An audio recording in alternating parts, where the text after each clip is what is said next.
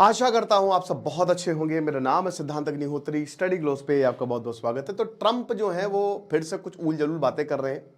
तो आज उन्होंने क्या बोला है, बात करते हैं कि आज उन्होंने कौन सा नशा फूका है। इसकी अच्छे से डिस्कशन हम करेंगे, लेकिन उससे पहले बता दूं कि जो एआई के सारे कोर्सेज और यूट्यूब के सारे कोर्सेज, इनका एक कॉम्बो बनाया है हमने। तो ये टोटल 1200 रुपये का है। आपको कॉम्बो कूपन कोड यूज़ करना है। आज रात 12 बजे सेल खत्म हो जाएगी, so make the best out of it.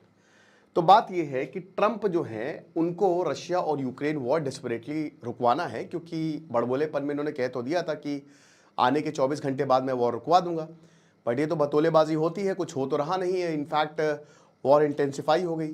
Trump जो है वो पुतिन से भी मिलकर आए, फिर जेलेंस्की से भी मिले, बट कुछ नहीं हुआ। वो लगातार बम मारे जा रहा है और अब पता नहीं इसका अंत क्या होगा, क्योंकि दूर दूर तक ऐसा लग नहीं रहा है कि कोई सीज फायर या कोई पीस ट्रीटी जो है वो साइन होगी। इसमें भी लग रहा है कि एक ही जीतेगा। मुझे लग रहा था कि शायद रशिया यूक्रेन मान जाएंगे, बट इजराइल और हमास नहीं मानेंगे। बट उल्टा हुआ है, यहाँ पे इजराइल हमास मान गए और रशिया यूक्रेन नहीं माने। तो अब क्या है कि डोनाल्ड ट्रंप ने भारत के ऊपर टैरिफ इस बिना पे ही तो लगाया था कि रशिया से तेल खरीद रहा है और वॉर को फंड कर रहा है। अब खैर उसमें भी काफी सवाल खड़े होते हैं। तो अब इनसे जब सवाल पूछा गया तो इन्होंने बहुत ही खतरनाक स्टेटमेंट दे दिया, और ऐसा स्टेटमेंट जो इंडिया को बिल्कुल नागवार नहीं गुजरेगा। हालांकि अभी तक इंडिया ने इस पर रिस्पॉन्ड नहीं किया है। प्रॉब्लम यह है कि जब डोनाल्ड ट्रंप भारत के लिए कुछ कहते तो समझ ही नहीं आता क्या करना है। पाकिस्तान प्रेम तो उनका जग जाहिर है, लेकिन भारत के लिए जो फूल बरसाते हैं, अब अगर इंडिया उनको बहुत ही स्ट्रांगली काउंटर करता है तो भी प्रॉब्लम। ईगोइस्ट इंसान है। ऑस्ट्रेलिया में एक रिपोर्टर की बात से झल्ला के बोलते हैं कि तुम्हारी कंट्री को हम बर्बाद कर देंगे इस सवाल से। तो अब समझ नहीं आता कि इसको काउंटर कैसे करें। तो अभी तो भारत ने रिस्पॉन्ड नहीं किया, लेकिन मेरे ख्याल में काउंटर नार्सिसिस्टिक पर्सनालिटी, तो ऐसे लोगों को एकदम हेड ऑन काउंटर करिए आप कि गलत बोल रही है, अब जो करना कर लो।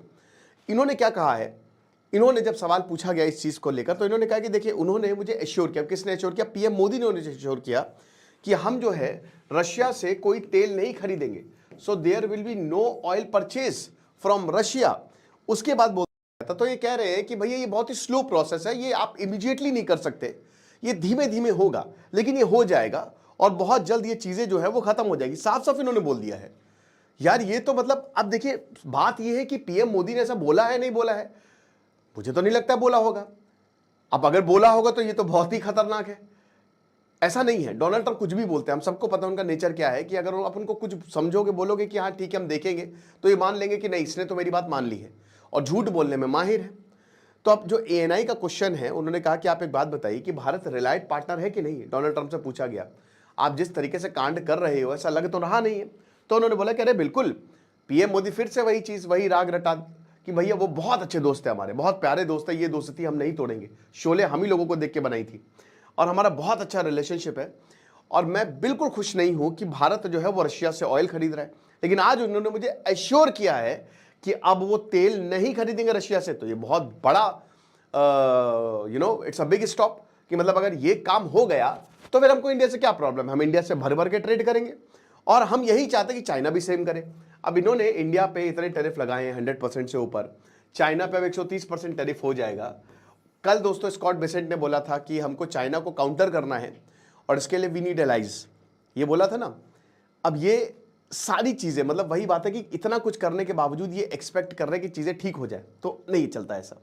अमेरिकन प्रेसिडेंट ने फिर जो प्रीवियस ऑयल इंपोर्ट्स उसको भी क्रिटिसाइज किया। अब ये बोलते हैं कि हम बिल्कुल भी खुश नहीं थे, ये जो काम इंडिया ने किया है कि हमारे हित के खिलाफ है ये। और रशिया जो है वो अगर ऐसे ही तेल खरीदेगा, वही चीज कि तो वो वॉर को, रशिया जो अगर ऐसा तेल बेचेगा तो सबका तेल निकाल देगा, वॉर फंड होता रहेगा। अभी दे लॉस्ट 1.5 मिलियन पीपल, मतलब लगभग 15 लाख लोग जो है इसमें। 15 लाख लोग कहां से आया है कुछ समझ नहीं आता। ठीक है, 15 लाख लोग मर गए, 15 लाख कह रहे कि 1.5 मिलियन, कुछ समझ नहीं आया ये। उसके बाद बोलते हैं कि जो रशिया और यूक्रेन का ऑनगोइंग वॉर है वो अननेसेसरी है। दिस इज अ वॉर जो कभी स्टार्ट नहीं होना चाहिए था, इनका कहना है। और ये रशिया को जीत जाना चाहिए था पहले हफ्ते में, जो हम सभी बोलते हैं। लगता है उन्होंने लेक्चर सुन लिया कि पहले हफ्ते में रशिया जीत जाता, लेकिन अब चौथे साल में है। तो मेरे भाई देखिए, ये जब वॉर शुरू हुई तो अमेरिका का सपोर्ट था नहीं, बट बाद में अमेरिका ने सपोर्ट दिया। अगर सबसे ज्यादा किसी ने वॉर को फंड किया तो अमेरिका ने किया है। और ये बता रहे कि अननेसेसरी वॉर है। कैसे अननेसेसरी वॉर है भाई? नेटो का जो राग है वो यूक्रेन या अलापा था, और ये जो नेटो का राग है भाई, देखिए रशिया जस्टिफाइड है। ऐसा नहीं है कि रशिया ये फालतू में वॉर लड़ रहा है। मैं समझ रहा हूं, बट यूक्रेन का जो नेटो का डिसीजन था वो बहुत ही डेंजरस था। इससे जो है अमेरिकन फोर्सेस सीधा रशिया के बॉर्डर पे पहुंच जाती। तो अब अगर आप ये सोचो तो भाई ऐसे कैसे कोई होने दे सकता है। तो ये अननेसेसरी वॉर नहीं है, ये जस्ट वॉर था।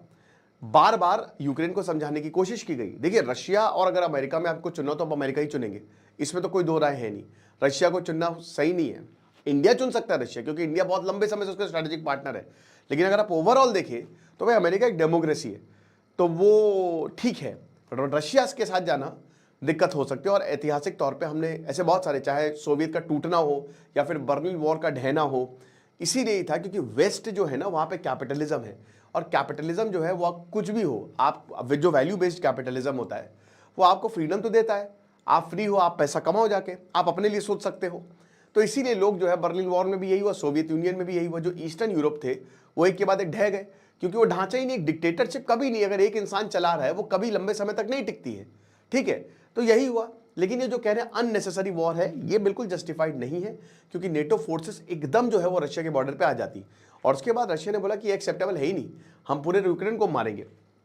फिर उसके बाद बोला कि मैं इसको रुकते हुए देखना चाहता हूं। आज दोस्तों अगर यूक्रेन की फंडिंग बंद हो जाए, आज के आज अगर अमेरिका और यूके और जो यूरोप अगर यूक्रेन को पैसा देना बंद कर देना, तो अभी वॉर रुक जाएगा। हालांकि इसमें रशिया जीतेगा, नो डाउट रशिया जीतेगा, पर देखिए इसमें यूक्रेन की भी बात समझिए, कोई अपनी टेरिटरी नहीं देगा। अभी इस समय अपर हैंड रशिया के पास है। रशिया जो है वो बहुत अच्छा खासा लगभग 1 लाख स्क्वायर किलोमीटर उसके पास है, लेकिन 90 स्क्वायर किलोमीटर जो है वो खाली यूक्रेन के पास है। बहुत कम एरिया, मतलब कुछ भी नहीं है। इन्होंने जो भी अपने पास लिया था वो खत्म हो चुका है। तो आप किस बेस पे जो है वो ट्रीटी करोगे, इसमें रशिया पर, और रशिया को भी लग रहा है, उसको भी पता है कि भाई देखो वॉर से हम जीत रहे हैं और हमको कोई प्रॉब्लम नहीं है। हमको चाइना सपोर्ट कर रहा है, नॉर्थ कोरिया के सोल्जर्स है हमारे पास, ड्रोन्स जो है वो यूक्रेन और रशिया दोनों ही मास लेवल पे प्रोड्यूस कर रहे हैं। 50-60 हज़ार के ड्रोन्स आ रहे हैं उनके, इतना मास लेवल पे प्रोडक्शन हो रहा है। तो हमको क्या प्रॉब्लम है, चलाते रहो वॉर, हम तो जीत ही रहे हैं, हम तो आगे बढ़ते जाएंगे। पूरा डॉनबास, डोनेस्क, ये मतलब ये जो पूरा डॉनबास का रीजन है, इसमें डोनेस्क और लुहांस्क हम सब ले लेंगे, और उसके बाद क्या पता हम कीव तक पहुंच जाए। तो ये चीज़ है। तो वही बताया कि मैं बिल्कुल खुश नहीं था। और उसके बाद फिर बोला कि अभी पीएम मोदी और अमेरिकन एम्बेसडर की मीटिंग हुई। सर्गियो गोर, आपको पता ना कि वो भारत के एम्बेसडर हैं, और ये डी हाइफिनेशन जो हम जिस पॉलिसी में कि भैया हमको अलग रखो और पाकिस्तान मतलब साउथ एशिया को अलग रखो, लेकिन इन्होंने सब कुछ मिला दिया। तो ये अमेरिका का जो स्टेप था ये बहुत ही गड़बड़ था। सर्गियो गोर को कुछ खास एक्सपीरियंस भी नहीं है, 37 साल का आदमी है, और लेकिन डोनाल्ड ट्रंप का काफ़ी करीबी है। तो जब इनसे पूछा गया तो ट्रंप ने बोला कि नहीं नहीं, बहुत अच्छी मीटिंग रही है, और पीएम मोदी कमाल के इंसान है, उनकी ज़बरदस्त लीडरशिप है, और मुझे लगता है कि बहुत ही बढ़िया है। और सर्गियो गोर ने मुझे बताया कि पीएम मोदी मुझसे बहुत प्यार करते हैं, और मैंने इंडिया को आज से नहीं सालों से देखा है। इनक्रेडिबल कंट्री है, हर साल उनको मतलब and every single year you would have a new leader, मतलब हर साल आपको नया लीडर मिलता है। तो कुछ महीने की बात है, और ये आपको बताता हूँ कि मेरा दोस्त मेरे साथ हमेशा खड़ा है, यानी कि एक तरीके से कि डोनाल्ड जो पीएम मोदी है वो डोनाल्ड ट्रंप को बैक करते हैं। और फिर ट्रंप ने बोला कि देखिए मैं चाहता हूँ कि व्लादिमीर पुतिन जो है वो इस वॉर को रोक दे, क्योंकि यूक्रेनियन मर रहे हैं, रशियंस भी मर रहे हैं, तो बेस्ट यही है कि आप दोनों इस वॉर को रोक दें। और अगर भारत तेल नहीं खरीदेगा तो बहुत आसान हो जाएगा। फिर वही बात, देखिए अगर ऐसा है तो जितने भी देश, इनफैक्ट अमेरिका भी यूरेनियम और न्यूक्लियर मटेरियल तो खरीदता ही है रशिया से, तो आप ये मान के चलिए कि जितने भी नेशंस हैं उन सबको स्टॉप करना पड़ेगा। ये वही एनपीटी और सीटीबीटी वाला हिसाब किताब हो रहा है कि सबके पास न्यूक्लियर वेपन है, लेकिन भारत को बोला जा रहा है कि आज के बाद तुम न्यूक्लियर वेपन नहीं बनाओगे। ये वही चीज़ आपको देखने को मिल रही है। अब इसके बाद एक पाकिस्तान की बात करते हैं कि प्रधानमंत्री जो पाकिस्तान है, उन्होंने बहुत ही प्यारी बात बोली मेरे लिए कि मैंने लाखों लोगों को बचाया है।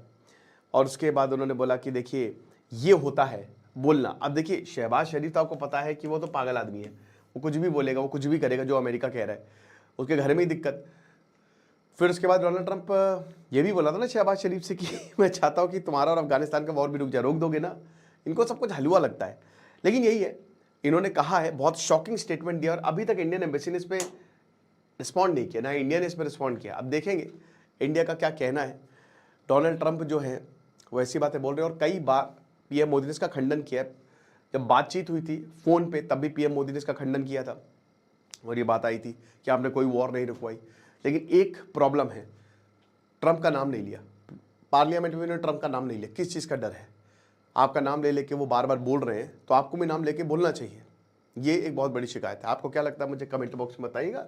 बाकी आप हमारे शानदार कोर्स को ज़रूर अवेल करें, कॉम्बो AI प्लस यूट्यूब। आज आखिरी दिन है सेल का, रात 12 बजे तक है।